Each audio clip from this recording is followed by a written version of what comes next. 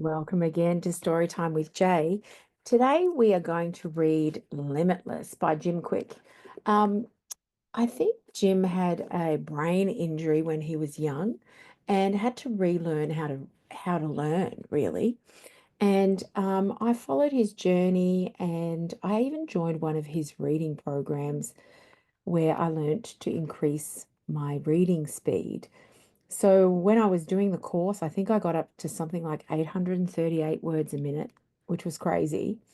But I settled back down. When I started, I think I was 200 words a minute, and I settled back down now to around 450. That's kind of my happy place when I'm reading. So I'm going to read you a chapter from this book called Limitless by Jim Kwik. And I've chosen chapter 4, and chapter 4 is how to read and remember this and any book. And it's quite interesting, isn't it? Because so often we read and it'll go in sort of one ear and out the other, almost like television does. And so let's read and see what Jim has to say. It starts with a quote. I not only use all the brains I have, but all that I can borrow, by Woodrow Wilson. Isn't that interesting? The more you read, the more you borrow. I love that. Here we go. Settle back. Here we are. Your time is one of your greatest assets. It's the one thing you can't get back. As your brain coach, I want you to get the greatest results and return on your attention. So here are some recommendations on how to get the most out of this book. You can apply this advice towards practically anything you want to learn and read. Let's start with a question. Have you ever read something only to forget it the next day? You are not alone. Psychologists refer to this as the forgetting curve. It's the mathematical formula that describes the rate at which information is forgotten after it's initially learned. Research suggests humans forget approximately 50% of what they learn within an hour, and an average of 70% within 24 hours. Isn't that crazy? Below are a handful of recommendations that will help you stay ahead of the curve. Later, I will share advanced strategies to accelerate your learning and retention in the sections on study, speed reading, and memory improvement. Research suggests that our natural ability to concentrate wanes between 10 to 40 minutes. If we spend any longer on a given task, we get diminishing returns on our investment of time because our attention starts to wander. For that reason, I suggest you use the Pomodoro technique, a productivity method developed by Francesco Cirillo, I think, based on the idea the optimal time for a task is 25 minutes, followed by a 5-minute break. Each 25 chunk is called a Pomodoro. And as you read this book, I suggest that you read for one Pomodoro and then take a 5-minute brain break before continuing. When it comes to learning, the Pomodoro technique works for reasons related to memory, specifically the effect of primary and recency. The effect of primacy is that you're more likely to remember what you learned at the beginning of a learning session, a class, a presentation, or even a social interaction. If you go to a party, you might meet 30 strangers. You're most likely to remember the first few people that you meet, unless you've been trained to remember names with my method, which I'll also teach you later in the book. The effect of recency is that you're also likely to remember the last thing you learned, the more recent. At the same party, that means that you'll remember the names of the last few people that you met.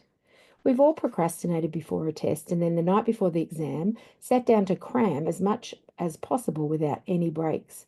Primacy and recency are just two of the many reasons cram sessions don't work. But by taking breaks, you create more beginnings and endings, and you retain far more of what you're learning. If you sit down to read a book over the course of 2 hours, without taking any breaks, you might remember the first 20 minutes of what you read, and then maybe you'll experience a dip in around the 30-minute mark, and then you're likely to remember the end of what you read. And this means the lull in between, with no breaks for assimilation or thinking through what you've just read, results in a dead space for learning. So take this book one Pomodoro at a time so that you get most out of what you read. And if you still choose to cram, you'll learn helpful methods in this book to retain the in-between information. Did you know that the very act of reading this book will make you smarter? I realize that's a big claim, but I'm completely convinced that it's true. On one level, it's going to teach you that being smarter through the tools and tactics I share here. But on another level, when you actively read it, you'll form pictures in your mind and you'll make connections between what you know and what you're learning. You will think about how it applies to you in your current life, and you will imagine how you use this knowledge as you're taking it in. It promotes neuroplasticity. Oliver Wendell Holmes said, "Every now and then, a man's mind is stretched by a new idea or sensation and never shrinks back to its former dimensions." When you read any book, you will have the opportunity to stretch the range of your mind, and it will never be the same. He's got an exercise here. It's called a quick start. Set a timer for 25 minutes right now and concentrate on what you're reading in this book for this amount of time. And when the alarm goes off, bookmark this book and close it. Then write down what you learned within that 25-minute period. So I guess after the 25 minutes, you've got to recall what you've learned in order to keep it in your brain. And by doing that, you increase its neuroplasticity. That was just my little addition. Use the FASTER method. To get the most out of this book, here's a simple method for learning anything quickly. I call it the FASTER method, and I want you to use this as you read starting now. The acronym FASTER stands for Forget, Act, State, Teach, Enter, Review. Here's the breakdown. F is for forget. The key to laser focus is to remove or forget that which distracts you. There are 3 things you want to forget, or at least temporarily. The first is what you already know. When learning something new, we tend to assume we understand more than we do about the subject. What we think we knew about the topic can stand in the way of our ability to absorb new information. One of the reasons children learn rapidly is because they're empty vessels. They know they don't know. Some people who claim to have 20 years of experience have 1 year of experience that they've repeated 20 times. How funny. To learn beyond the present sense of restraints, I want you to temporarily suspend what you think you already know or you think you know about a topic and approach it with the Zen philosophy calls a beginner's mind. Remember that your mind is like a parachute. It works when it's open. The second thing to forget, what's not urgent or important. Contrary to popular belief, your brain doesn't multitask. More on this later. If you're not fully present, it will be difficult for you to learn when your focus is split. So here's another quick start. As you're reading this book, when your mind inevitably wanders into something else, and that something else is important but not urgent, don't try to not think of it. What you resist persists. Instead, keep a notebook close by to capture that thought or idea by writing it down. You can thus release it temporarily to be addressed after the task at hand is completed. What a great idea! And finally, forget about your limitations. These are the perceived notions you believe about yourself, such as your memory isn't good or that you're a slow learner. Suspend, at least temporarily, what you believe is possible. I know this may sound difficult, but keep an open mind to what you can do. After all, since you're reading this book, some part of you deep down must believe there's more to life than what you've already demonstrated. Do your best to keep your self-talk positive. Remember this, if you fight for your limitations, you'll get to keep them. Wow, I'm going to say that again. If you fight for your limitations, you get to keep them. Your capabilities aren't fixed, and it's possible to learn anything. Wow. A is for ACT. Traditional education has trained many people that learning is a passive experience. You sit quietly in class, you don't talk to your neighbour, and you consume the information. But learning is not a spectator sport. The human brain does not learn as much from consumption as it does from creation. Knowing that, I want you to ask yourself how you can become more active in your learning. Take notes, do the quick start exercises, download the Quick Brain app to test and train your limitless abilities. I highly recommend you highlight key areas but don't become one of those highlight junkies who makes every page glow in the dark. If you make everything important, then nothing becomes important. The more active you are, the better, faster, and more you will learn. Quick start. What's the one thing you can do to make reading this book a more active experience? Write it down. What do you think? Oh, I think the one thing that I love from that is I'm going to keep a notebook by me so that when thoughts come in, I can just dash them down and not distract. That's a really good tip. Let's keep going. S is for state. All learning is state dependent. Your state is a current snapshot of your emotions. It's highly influenced by your thoughts, psychology, and the physical condition of your body, physiology. Your feelings or lack thereof about a subject in a specific situation affect the learning process and ultimately the results.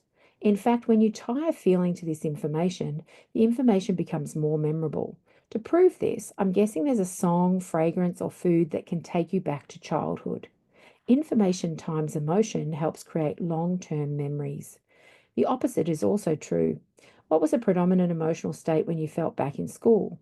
When I ask audiences this question, most people can shout from the room, boredom. In all likelihood, you can relate to this. If your emotional energy at school was low, it's no wonder you forgot the periodic table. But when you take control of your state of mind and body, you can shift your experience of learning from boredom to excitement, curiosity, and even fun. To achieve this, you might try shifting the way your body moves in a learning environment or picking different moods before you sit down to learn. Change your posture or the depth of your breathing. Sit or stand the way you would if you were totally energized and excited for what was coming. Get excited about how you will benefit from what you are about to learn and what you would do with your new knowledge. Remember, all learning is state dependent, consciously choosing states of joy, fascination, and curiosity. Quick start. How motivated, energized, and focused are you in this moment? Rate your current state on a scale of 1 to 10. What's the one thing you'll do right now to increase that number? Well, my state is pretty high, but I'm going to smile right now, and that's going to improve my state. I'm going to wiggle my body, get myself moving, and let's keep going with Limitless. T is for teach. This one's my favorite. If you want to cut your learning curve dramatically, learn with the intention of teaching the information to somebody else. Think about it. If you know you have to give a presentation on what you will learn, you will approach how you learn the topic with the intention of mastering it well enough to explain it to somebody else. You will pay closer attention. Your notes might be more detailed, and you might even ask better questions. When you teach something, you get to learn it twice, once on your own, and then again through educating another person. Learning isn't always solo, it can be social. You may enjoy this book more if you invite someone else to learn with you. Buy a copy for a friend, or even better, start a Limitless book club that meets weekly so you can discuss the ideas and concepts in this book. You'll enjoy learning more when you're making memories with a friend or a group of friends. Working with someone else will not only help you stay accountable, but it will give you someone to practice this method with. Quick start. Find a learning buddy to read this book with and hold each other accountable. Name that person. Next one. E is for enter. What is the simplest and most powerful personal performance tool? Your calendar. We enter important things on our schedule: work meetings, parent-teacher gatherings, dentist appointments, taking Fluffy to the vet, and so on. Do you know what a lot of people don't schedule? Their personal growth and development. If that's not on your calendar, there's a good chance it's not getting done. It's too easy for the day to slip by with you forgetting to work out your body and brain. Quick start. Take out your calendar now and enter your Limitless reading for the next 7 days. Label it Limitless Me, Genius Time, Brain Training, or Conversations with Jim, or anything else provocative enough to guarantee you'll keep this date in your calendar. Next, R is for review. One of the best ways to reduce the effects of the forgetting curve is to actively recall what you learned with spaced repetition. You are better able to retain information by reviewing it in multiple spread out sessions. Going over the material at intervals increases our brain's ability to remember it. To leverage this principle before you begin your reading session, take a moment, if only a few minutes, to actively retrieve what you learned the session before. Your brain will give greater value to the reviewed material and prime your mind for what is to come. Quick start. Before each reading, take a few minutes to talk or write about what you remember from the previous reading. Choose wisely. The French philosopher Jean-Paul Sartre, I don't know how to say it, noted, life is C between B and D, meaning that the life we choose is the choices we make between B of birth and the D of death. The profound simplicity of that statement is particularly relevant to the journey we're engaged in with here. Being limitless is by choice, and you choose that is entirely yours, regardless of your circumstances. You can choose to give up this power, but why would you when you know that you can truly live a life without barriers? But choosing is an active thing, and it's time to make this choice right now. So I want you to resolve and commit. Most people are sincerely interested in doing something because they know they should do it, but they don't do it because they consider it's a preference, not a promise. There's tremendous power in making a real resolution. I want you to write down your commitment to complete this book. And when we write something down, we're more likely to do what we promise. Opposite, I've included a commitment page for you to fill out. If you want extra points, take a photo of your signed promise and then post it on social media. Tag me at Jim Kwik or hashtag Limitless Book so we can cheer you on. And just so that you know, this is what it says. I commit to reading this book in 10 to 25-minute increments until it's finished. I commit to focusing by forgetting my prior understanding, distractions, and limiting beliefs of what is possible. I commit to being active in the process. I will do all the quick start exercises, take notes, highlight, and practice asking myself relevant questions as I read. I commit to manage my state of being as I read, checking in regularly with my energy levels, and being proactive in adjusting my motivation as needed. I commit to teaching what I learn to others so that we may all benefit. I commit to entering my reading time in my calendar because if I schedule it, I'll do it. And I commit to review what I've already learned so I can remember it better before moving on to something new. And finally, I commit that even if I mess up with any of the above, I won't beat myself up. I'll get back at it and do my best. Yes, I am ready to be limitless. Sign and date it. And that is the end of the chapter there, Limitless by Jim Kwik. What did you think? Let me know. Have you read this book? Have you followed Jim Kwik? What did you think? What was your biggest takeaway?